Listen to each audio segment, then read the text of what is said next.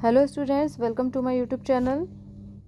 आज हम करेंगे 2026 का पेपर सेट 2।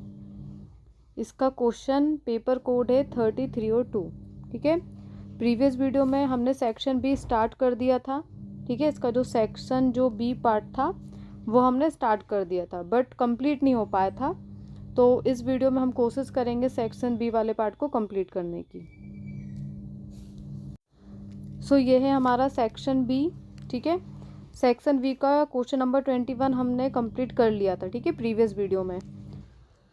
और इस वीडियो में हम करने वाले हैं 22 से start. Clear? So question number 22 है टू राइट ट्रायंगल। ठीक है, टू राइट ट्रायंगल्स दिए गए हैं। एक दिया गया है PRQ। ठीक है, और दूसरा जो है राइट एंगल दिया गया है आपको PSQ। क्लियर? ये दो आपको राइट एंगल दिए गए हैं।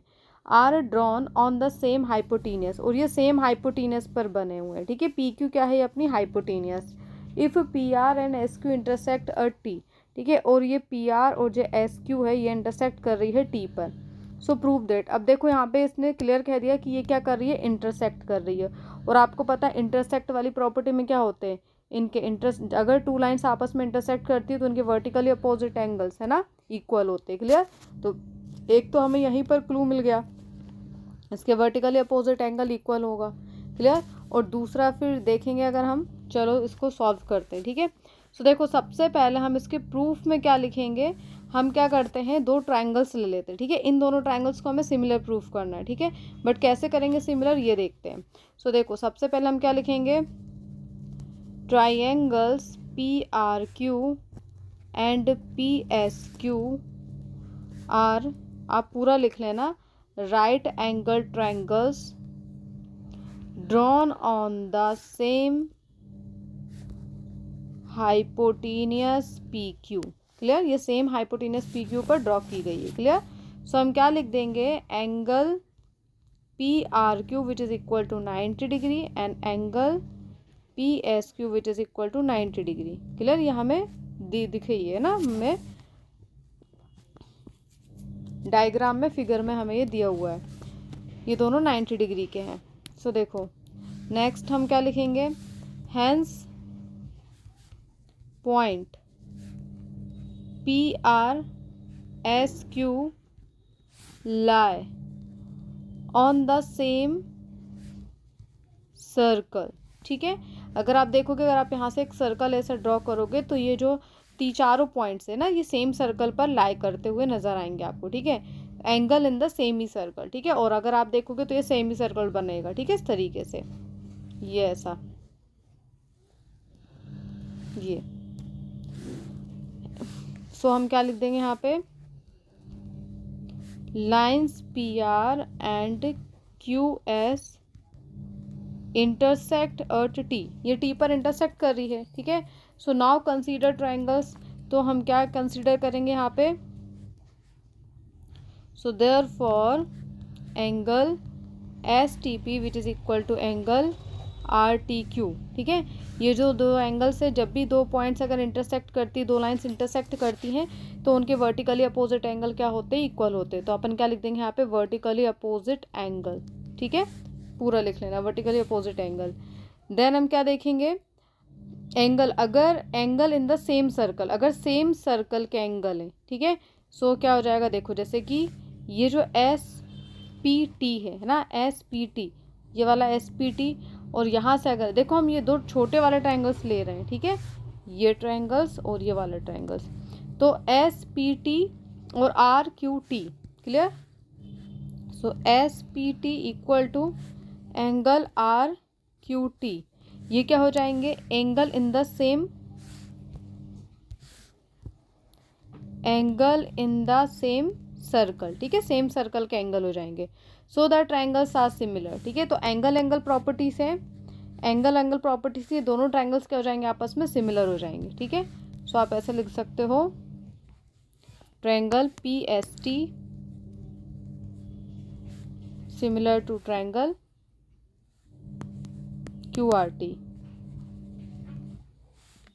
क्लियर? अब ये दो जब ट्रायंगल सिमिलर हो गए सो देयरफॉर हम क्या लिखेंगे, करस्पॉन्डिंग साइड्स आर प्रोपोर्शनल। आपको पता है सिमिलर ट्राइंगल्स की करस्पॉन्डिंग साइड्स प्रोपोर्शनल होती है और एंगल्स इक्वल होते हैं, ठीक है। So therefore corresponding sides are proportional.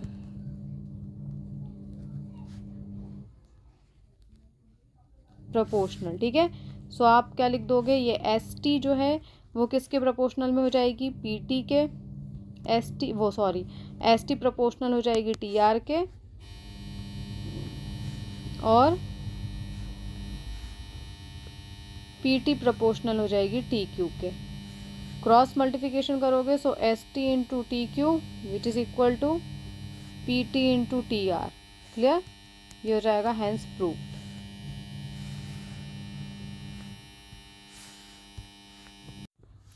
Next हम क्वेश्चन देखेंगे, क्वेश्चन नंबर 23। देखो क्वेश्चन नंबर 23 क्या कह रहा है, find the length of the plank that can be used to measure the lengths 4 meter 20 centimeter and 5 meter 4 centimeter exactly in the last time। Clear, so देखो इसे solve करते हैं। तो देखो यहाँ पे क्या हमें दिया हुआ है, लेंथ ऑफ द प्लैंक, ठीक है। सो लेंथ इसकी क्या दी गई है, 4 मीटर 20 सेंटीमीटर। अब 4 मीटर 20 सेंटीमीटर को हम टोटली सेंटीमीटर में कन्वर्ट कर लेते हैं, ठीक है। सो देखो आपको अगर 4 मीटर को सेंटीमीटर में कन्वर्ट करना पड़ेगा तो आपको क्या करना पड़ेगा, आपको पता है 1 metre which is equal to 100 centimetre, ठीक है। सो आपको जो ये मीटर जो दिया गया इसके प्लेस पे आपको 100 सेंटीमीटर का मल्टीप्लाई करना पड़ेगा। तो 4 इंटू 1 मीटर मतलब यहाँ पे लिख दो 100 सेंटीमीटर, ठीक है। तो ये क्या हो जाएगा 400 सेंटीमीटर, और 400 सेंटीमीटर में प्लस करोगे 20 सेंटीमीटर तो कितना जाएगा 420 सेंटीमीटर। क्लियर, तो आप यहाँ पे क्या लिख दोगे, पूरा 420 सेंटीमीटर। आया समझ में। सो आपको ये सब काम रफ में करना है और आपको यहाँ पे लिखना है 420 सेंटीमीटर। देन आप इसे इसी तरीके से 5 मीटर 4 सेंटीमीटर को भी सेंटीमीटर में कन्वर्ट कर लोगे। जैसे 5 मीटर को अगर आपको कन्वर्ट करना है तो 1 metre which is equal to 100 centimetre. तो 1 मीटर के प्लेस पे हमने 100 सेंटीमीटर पुट कर दिया, सो क्या हो जाएगा 500 सेंटीमीटर, और प्लस कर दिया 4 सेंटीमीटर को, ठीक है। तो क्या हो जाएगा 504 सेंटीमीटर, 504 सेंटीमीटर। यहाँ पे हमने ये दोनों को पहले हमने सेंटीमीटर में कन्वर्ट कर लिया, ठीक है। So the plank length must be the HCF। जो प्लैंक की जो लेंथ होगी वो क्या हो जाएगी, HCF हो जाएगी। So measurement take least time, ठीक है। सो देखो यहाँ पे हम क्या लेंगे, सो HCF ऑफ 420 एंड 504, ठीक है। सो हम इसके पहले 420 और 504 के प्राइम फैक्टराइजेशन कर लेंगे। सो यहाँ पे क्या लिखेंगे हम, 420 which is equal to 2 to the power 2 into 3 into 5 into 7, और 504 को अगर हम प्राइम फैक्टराइजेशन करेंगे 2 की पावर 3 इंटू 3 का स्क्वायर इंटू 7, ठीक है। ये जाएंगे प्राइम फैक्टराइजेशन। अब अगर हमको HCF निकालना है मतलब हमें कॉमन फैक्टर फाइंड करना है, ठीक है। So HCF of 420 and 504 which is equal to सबसे लीस्ट पावर हो जाएगी, ठीक है। जो 2 के ऊपर 2 की पावर इंटू 3 की लीस्ट पावर क्या है 1 है, इंटू देखो 5 दोनों में कॉमन नहीं है इसलिए 5 को हम नहीं लेंगे, ठीक है। 7 दोनों में कॉमन है और सबसे छोटी पावर 1 है तो 7 को ले लेंगे। इनका मल्टीप्लाई करने पे जाएगा 84, ठीक है। सो अपन क्या लिख देंगे, required plank length which is equal to 84 centimetre, ठीक है। और अगर आपको इसको मीटर में कन्वर्ट करना है तो आप क्या लिख सकते हो 0.84 मीटर, मतलब आप 100 का डिवाइड कर दोगे। क्लियर।